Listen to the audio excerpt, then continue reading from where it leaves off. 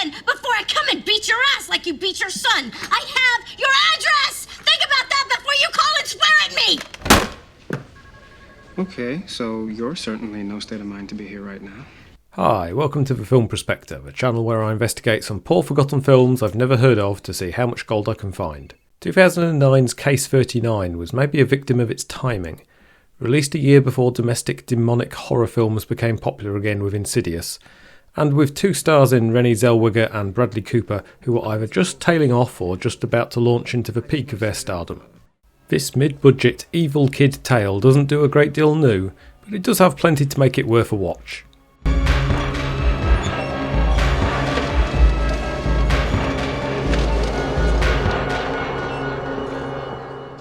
Renee is Emily, a social worker who takes on Case 39. How many active cases you got? 38. Okay. Wayne, oh come on. Look, I'm buried here. I'm sorry, Em, we all are. This is a child called Lily who's failing at school, lives in a creepy looking house and has some suspiciously weird parents. Eddie doesn't like speaking out of anger.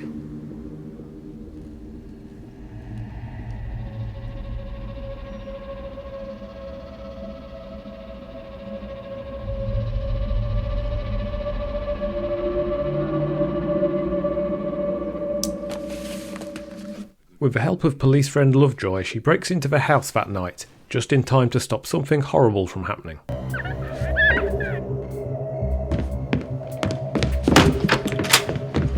Lily! God! Oh my God!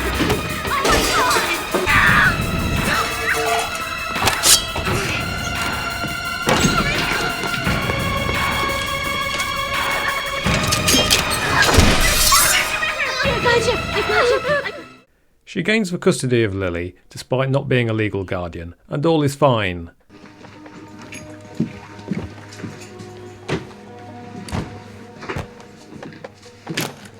You live alone?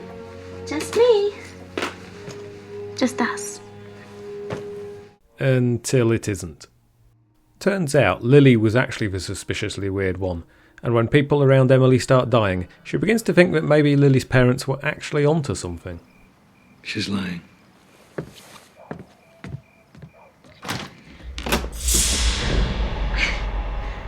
Do you believe me? Bradley Cooper is Doug, a therapist friend whose advances Emily is turning down for some reason. There's some seriously proactive social work happening there. You alright? Yeah, I'm fine. How's she doing? He's a reassuring voice to begin with, when Emily is doubting her own abilities as a social worker. You can't save the world. I know somebody you did save. He's also the first person to really sense that Lily might be dangerous. Number 12. I worry about what's going to happen. Yes or no? You want me to answer that? Yes or no? No. That should be a yes. Lily, played by Jodelle Ferland, doesn't actually do any of the dirty work herself. Instead, she's got a devil of a phone voice. Her MO is ringing you up and putting suggestions in your head based on your fears.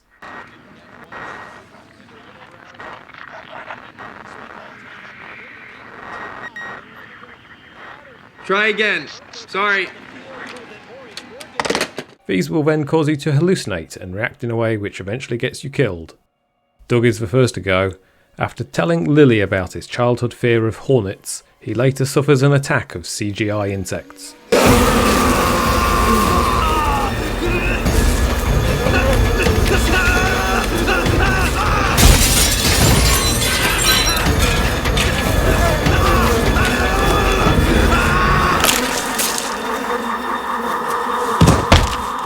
This somehow causes him to break his own neck. Emily goes to see Lily's parents, who are now locked up. But you have stated that she kills people. Not by her own hand, they just die. I had 2 brothers. Eddie had 3 sisters. Callum Keith Rennie is great as her dad, who's giving out warnings and eventually advice. What is she? I can tell you what she's not. She's not a daughter of mine. She's not a 10-year-old having trouble in school, and she's not some innocent victim whose door you busted down and life you saved. She's not going anywhere soon, lady. Not till she's good and done with you. I can't. You have to. You don't understand. Tell me I don't understand. You've had her, what, 2 months? I had her 10 years. We had her 10 years. Think of it as a test of faith. I don't have any faith. How about anger? You got some of that? Before finally being suggestioned to go fork himself.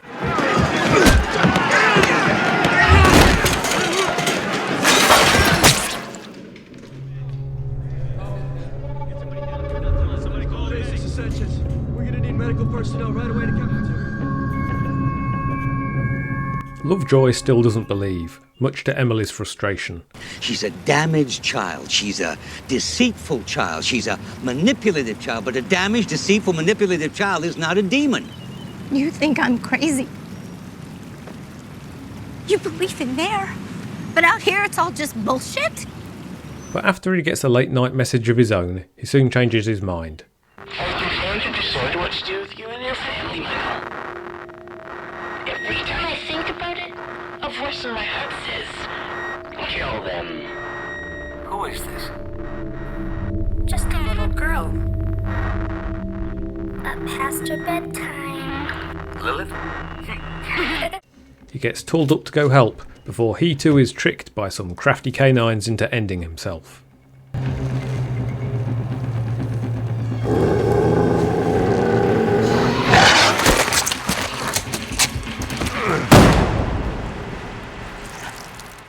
Usually a film like this tries to sow some sort of doubt in the viewer. Maybe they really were just accidents, and Emily and Lily are both experiencing PTSD. Or maybe Emily has some sort of adopted postnatal depression, as she suddenly found herself in a parental role after years of purposefully pushing away any potential relationships, after her own complicated history with her mother. But there's nothing like this here. Everything is played straight, and the child is a literal demon, feeding on the energy of good people, and murdering anyone around them until they move on to the next.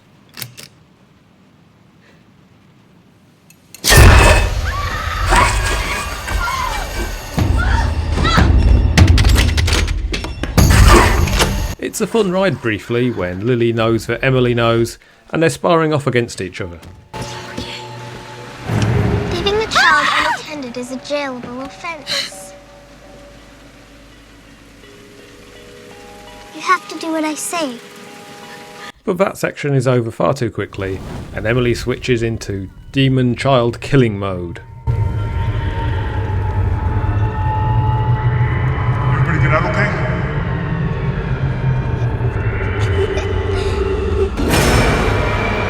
Anyone else inside, yes or no?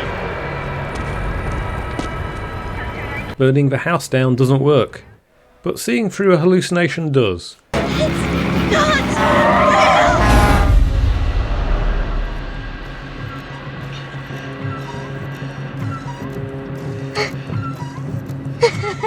This leads to the most satisfactory of endings possible, maybe.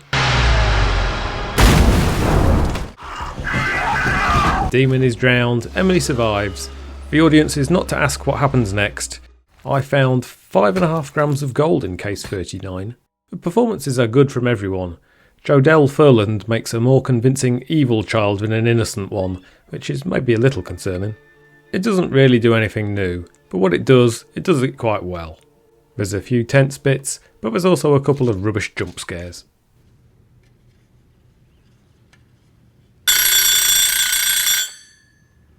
£5.5 grams of gold is worth around £450 today.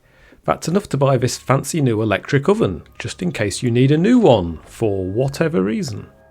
That's all for now. I'm hypnotically suggesting you hit the like and subscribe buttons so you can find how much gold I find next week when I'll be in 2019. Get out of my house!